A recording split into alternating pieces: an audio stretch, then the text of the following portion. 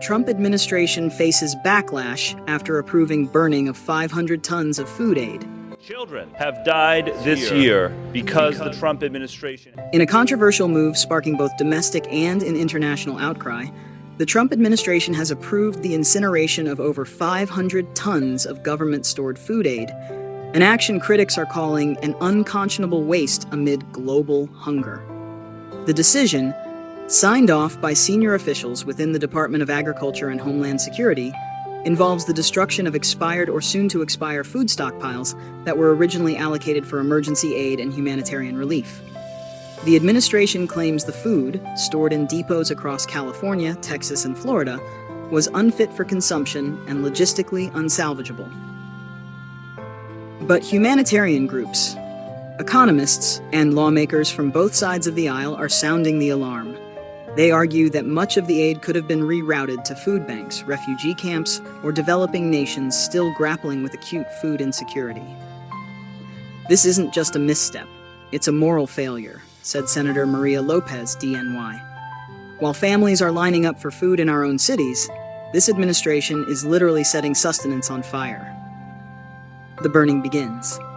According to federal documents obtained via a Freedom of Information Act request, the burn operation began late Monday night at a secured disposal site outside El Paso, Texas. The site is managed by a private contractor hired under a $3.1 million emergency logistics contract. Eyewitness video shared by local media showed flames engulfing crates of packaged rice, canned beans, powdered milk, and emergency rations. The footage has since gone viral, trending under the hashtag #FoodOnFire. It felt dystopian, said Jose Ramirez, a former National Guard logistics officer who was present during the burning. They had floodlights, hazmat suits, and security everywhere. Meanwhile, just 30 miles away, there are families living out of their cars. White House response. At a press briefing Tuesday, White House spokesperson Kelly Wade defended the decision. Much of the food was outdated by international relief standards. Shipping or donating it would have cost taxpayers exponentially more than safely disposing of it. The administration remains committed to fiscal responsibility and national hygiene standards. But fact-checkers and policy analysts note inconsistencies in that explanation. A recent USDA internal report indicated that up to 65% of the food was still within its viable consumption window and just required updated packaging or relocation.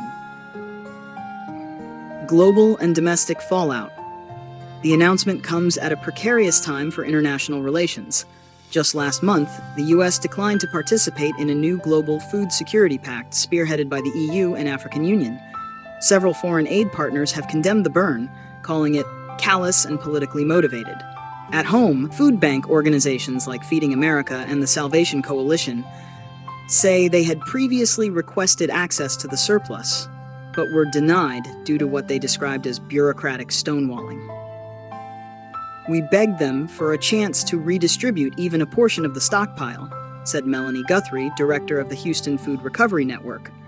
We were told it was classified inventory not for redistribution. Now we see why. Legal challenges mount.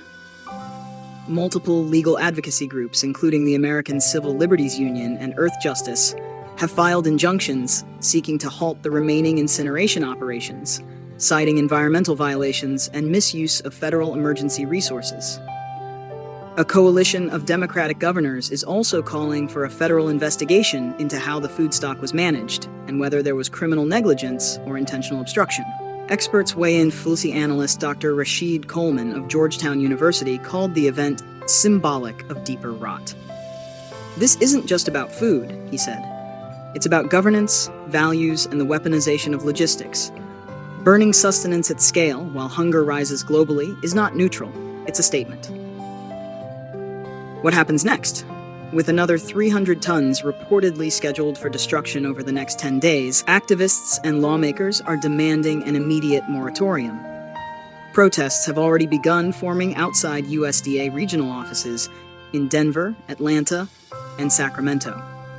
Meanwhile, congressional hearings have been scheduled for next week, with the House Oversight Committee requesting testimony from Trump administration officials, including former Agriculture Secretary Thomas Heller and White House Chief of Staff Benjamin Pike.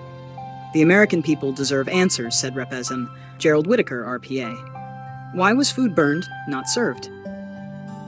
Online, the fury is palpable. Social media has exploded with commentary from citizens, celebrities, and influencers. This is madness, tweeted actor Mark Ruffalo. People are starving in every zip code. Burn politics, not food.